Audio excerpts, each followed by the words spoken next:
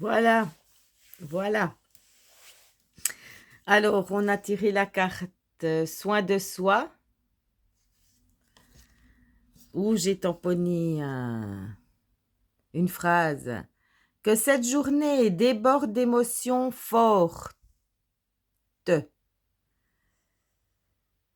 Que cette journée déborde d'émotions fortes. Et puis en bas, il y a marqué: tu mérites le meilleur que la vie a à offrir. Exactement. Prendre soin de soi, c'est ça. On prend soin de soi et on se fout du regard des autres. Alors, ben, comment prendre soin de soi? Eh ben, en se procurant le jeu de cartes de Madame Véronaïs, par exemple. Prendre soin de son âme, prendre soin de son corps. Et il y a mille et une façons de prendre soin de son corps. Voilà.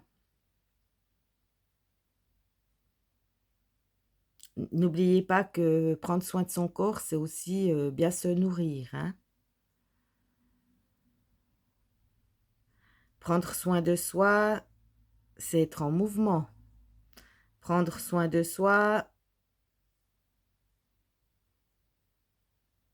c'est faire vos passions. Voilà, faire du sport, faire de ce qui vous plaît. Voilà, moi je sais que prendre soin de... Ça m'énerve quand je dis je sais, parce que je sais pas tout. Arrête Véro de dire je sais, je sais. Mais pour qui tu te prends? Je sais. Madame, je sais tout. Mais madame, elle sait rien. Madame, elle sait seulement ce qu'elle a expérimenté. Voilà. Puis, je pense que j'ai encore des années à apprendre beaucoup, beaucoup, beaucoup de choses, hein. Alors, soin de soi. Ben, actuellement, pour moi, c'est faire des mandalas. Ça me procure une ressource, je vous dis pas comment. D'aller marcher.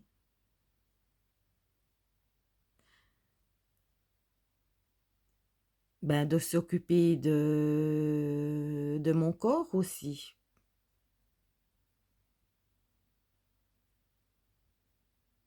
Voilà, moi j'ai toujours été, depuis l'âge de 15 ans, j'ai toujours pris soin de moi. Pardon. J'ai toujours fait ben, des peelings, des masques. Par exemple, le sauna, je supporte pas parce qu'il fait trop chaud, mais j'aime faire les bains turcs, peeling pour le corps. Tous les jours, je mets de la crème sur mon corps. Voilà, parce que je pars du principe que notre peau, elle est comme un morceau de cuir, que si on le nourrit pas, si on l'hydrate pas, si on s'en occupe pas, ben on vieillit plus vite. Voilà, moi j'ai toujours été dans les soins. Comme je l'ai dit avant dans une vidéo, j'avais fait le diplôme d'esthéticienne aussi. Donc c'était pas pour rien. Alors je vais quand même vous raconter une petite histoire. Quand j'avais 15 ans, c'était le moment de trouver ce qu'on voulait. Il fallait trouver un métier. Et puis, moi, j'avais trois idées. J'avais envie d'être vendeuse, j'avais envie d'être esthéticienne et j'avais envie d'être employée de commerce. Et puis, ben, la vie, elle a fait que j'ai trouvé un apprentissage d'employée de commerce. Donc, c'est ce que j'ai fait en premier. Quand j'ai fini mon diplôme d'employé de commerce, le CFC, J'avais toujours cette idée dans la tête de faire esthéticienne. Donc, j'ai fait l'école à Bienne. C'était des cours du soir, hein, je précise. J'ai fait ça. Alors là, après, voilà, j'avais mon boulot derrière un bureau. Ça, plus jamais je voudrais y retourner. Plus jamais. Mais pas dans le sens, pas dans le sens du travail, mais je me sentais enfermée, emprisonnée devant un écran. C'est pas moi. Moi, j'aime bouger, j'aime faire le clown, j'aime vivre, etc. Ensuite, j'ai fait un peu de l'esthétisme à mon compte. Et puis là, alors là, je vous dis, d'écouter les gens pendant 2 heures de temps, comme je l'expliquais dans une carte avant, moi j'épongeais tout, donc le soir j'étais plus que foutue. Là, c'était pas du repos qu'il me fallait, mais il me fallait des heures et des heures. Et c'est là, voilà, que j'ai compris que ces deux métiers, ils n'étaient pas faits pour moi.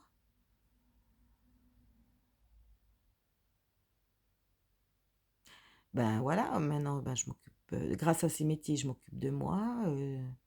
Voilà, je donne des idées à des copines, etc. Et quand je me suis séparée, ben, après 12 ans de non-activité, si, j'ai toujours travaillé dans ma vie. J'ai fait de la vente à domicile. Euh, voilà, je vais pas citer de nom. J'ai toujours travaillé. Je dis toujours que pendant 12 ans, j'ai rien fait, mais j'ai toujours fait quelque chose. Et puis, ben ça m'a permis ben, d'avoir confiance en moi, hein, parce que j'étais assez timide, moi, avant. Mais quand on doit parler devant les gens, c'était du travail.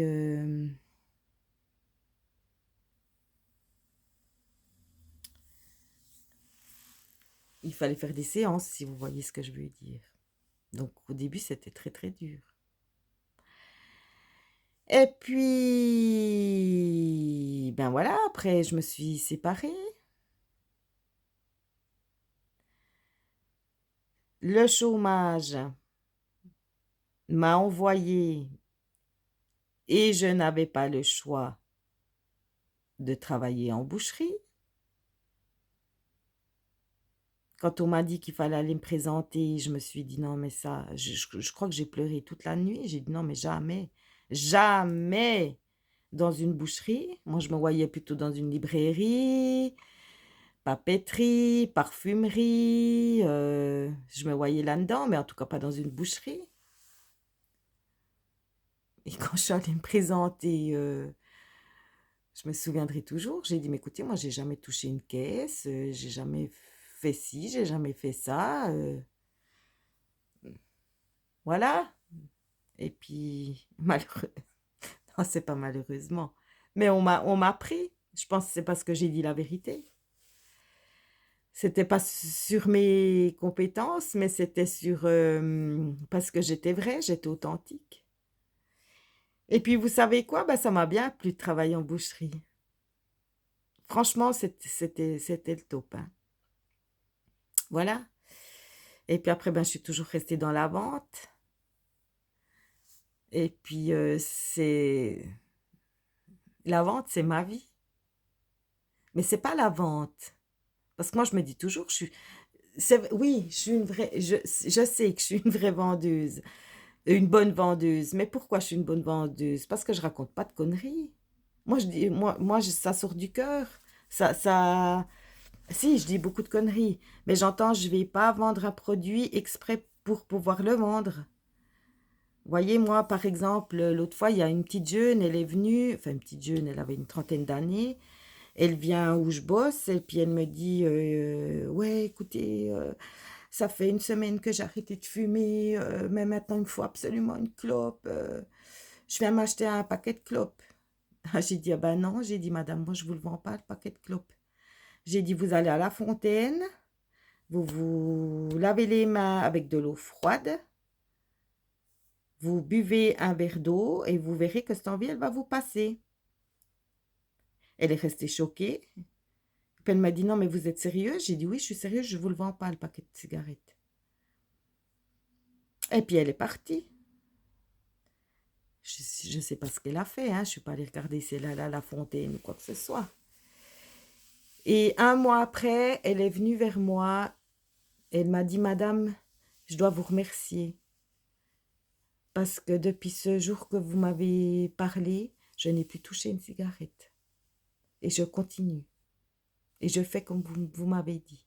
Quand j'ai cette envie, je vais sous le robinet avec de l'eau gelée, je bois un verre d'eau et l'envie, elle passe.